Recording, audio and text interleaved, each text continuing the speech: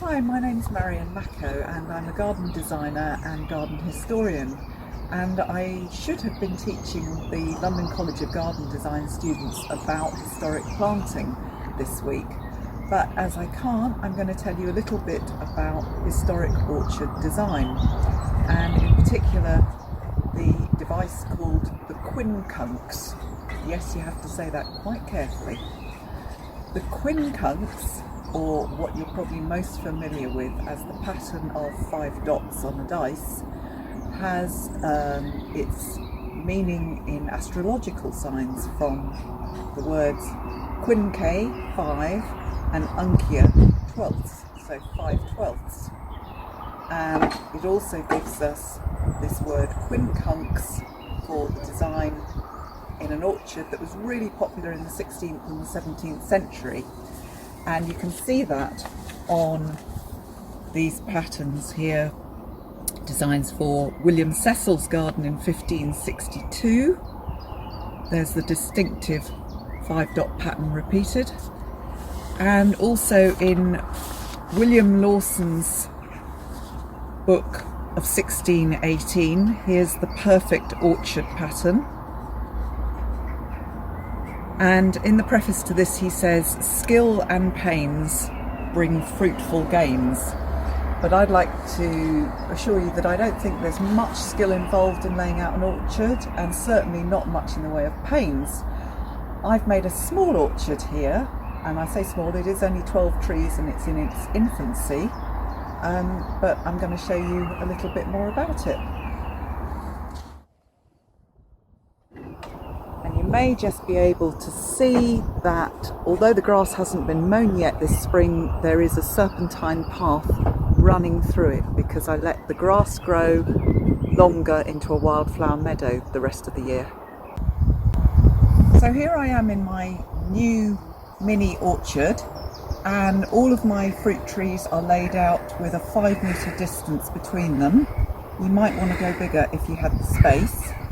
And the varieties that I've chosen don't have any particular pattern, but sometimes people want to go with historical varieties or maybe varieties that were only grown locally in the county you're in. But I've just gone for a variety that I really like the blossom or the sound of. And the first one I'm going to show you here is Cherry Merton Figaro. Merton Figaro was really popular in the 1920s, and it creates a really dark, deep, purpley, juicy cherry tree if you can get to it before all the birds do.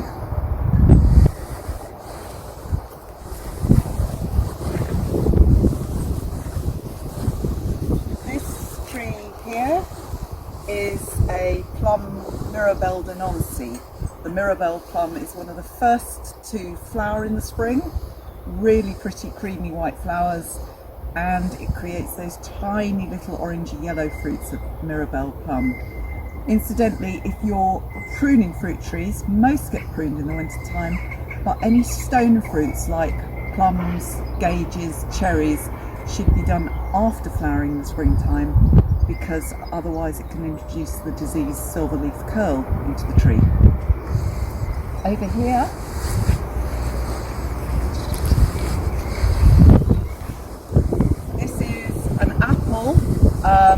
Worcester pearmain, no prizes for guessing where this was raised, in Worcester, not far from where I live here in the Cotswolds, and it's just a good all-round eating apple. It's not particularly great at keeping, but it does have a slight strawberry-like flavour, which is delicious.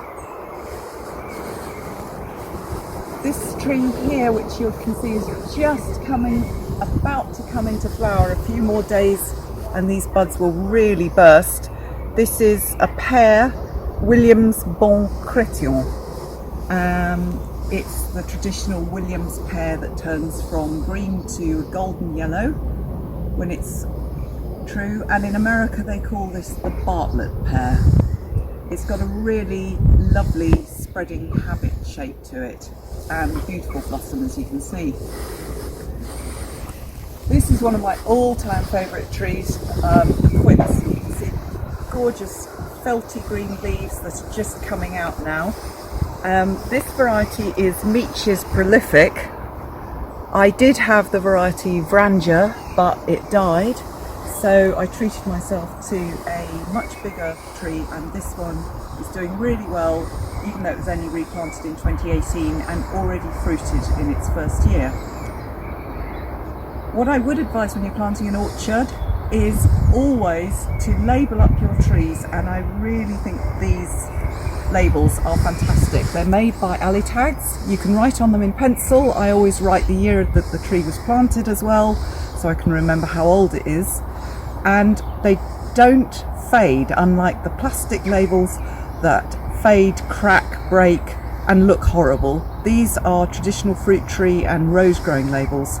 The only problem is this one blew off in the recent storms, so I've got to now try and go and find which is my apple tree Bardsey.